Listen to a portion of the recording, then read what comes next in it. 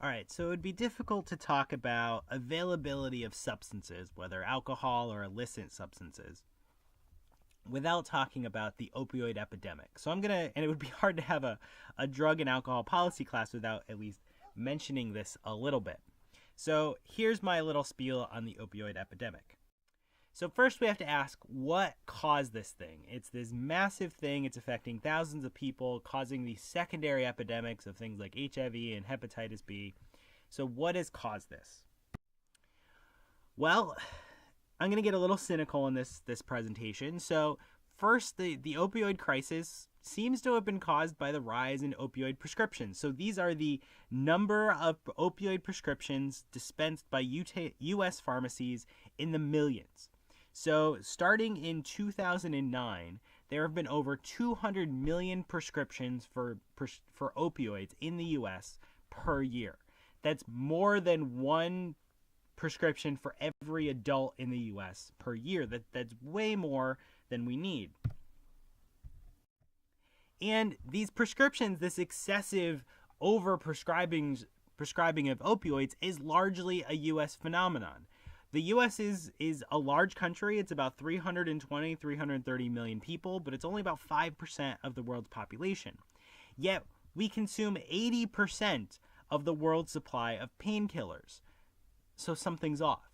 If we're only 5% of the world, we should not be consuming 80% of all of the world's painkillers. And here's my cynical side. A lot of this has come out, and the increase in the number of prescriptions has come out from marketing.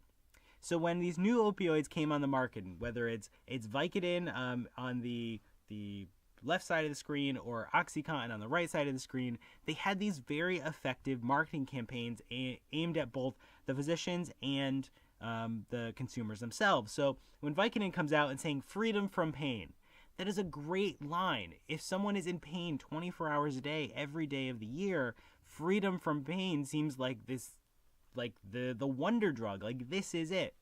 Or when you see an OxyContin ad saying the easy way to control pain. Like, these are very deceptive marketing practices, and one of the reasons, among many others, why the number of prescriptions has gone so high. And when I put these two graphs side by side, so on the left side of the screen, it is the number of opioid prescriptions in the United States. On the right side of the screen, this is the number of overdose deaths per 100,000 people involving opioids. There's a pretty consistent correlation. As the number of prescriptions go up, the number of opioid overdoses go up. This includes, and in all honesty, this is actually mostly the natural and synthetic opioids. Heroin is really only a small part of it, as a dashed line, although it has upticked in the last few years. But the point of this slide is that there's a very strong correlation between the number of opioid prescriptions in the U.S. and the number of overdose deaths involving opioids over the same time period. So what can be done? The opioid epidemic is a real thing. The U.S. is consuming more opioids than any other country in the world, so what can we do about it? Well, we've been able to develop, or the pharmaceutical companies have developed, abuse deterrent technologies. What they've done is they've actually reformulated the pills or the other methods of taking opioids to make them harder to abuse. So it makes it more difficult to extract the active ingredients, so you can't use it in another way other than just taking the pill. So essentially you can't inject it, you can't smoke it.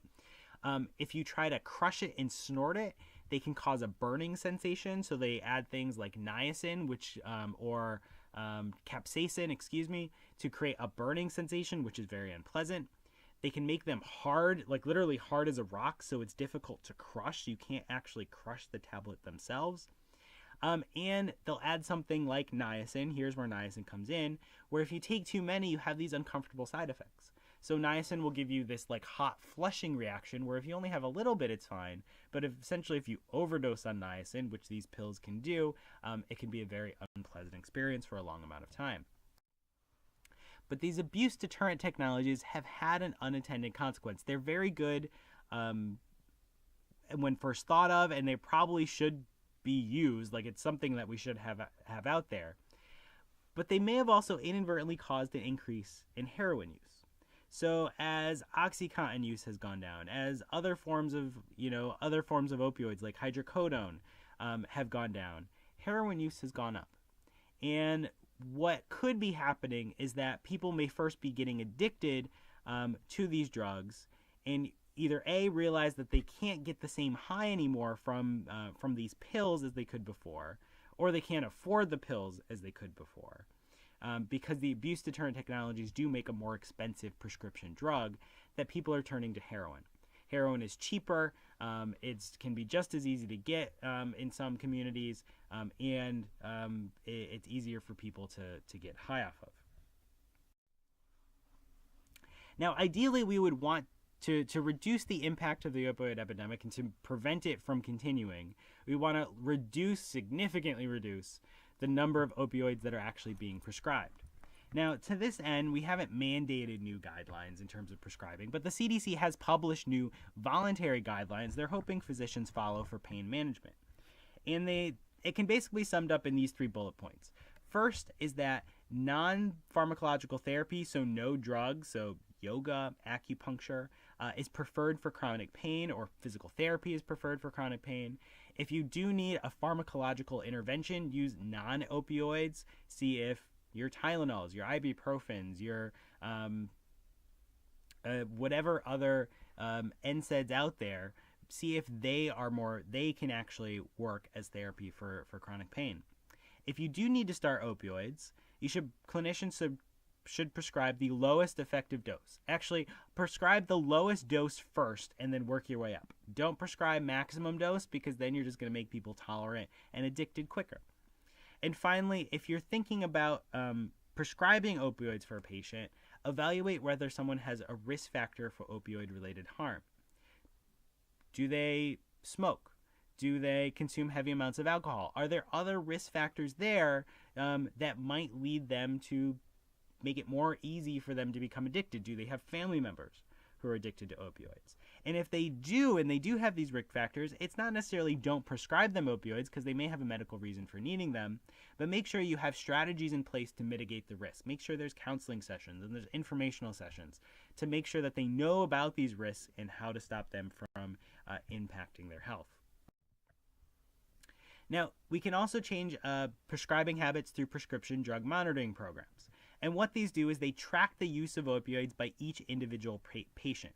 So every time a doctor writes a prescription for an opioid, it needs to be entered into a database that's continuously updated.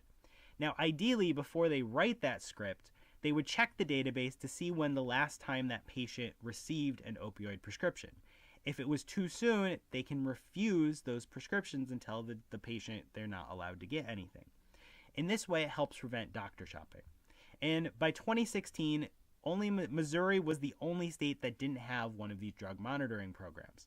And the map you see, that one is unfortunately out of date. I couldn't find a more up-to-date one. Within a state, these are very effective. The downfall of them is that they don't talk to each other very often between states.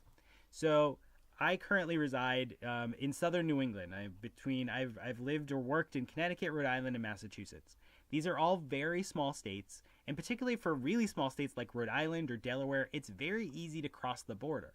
So if you're doctor shopping between 2 states that don't have drug monitoring programs that communicate with each other, it can be very easy to kind of skirt through the system and find some of these loopholes.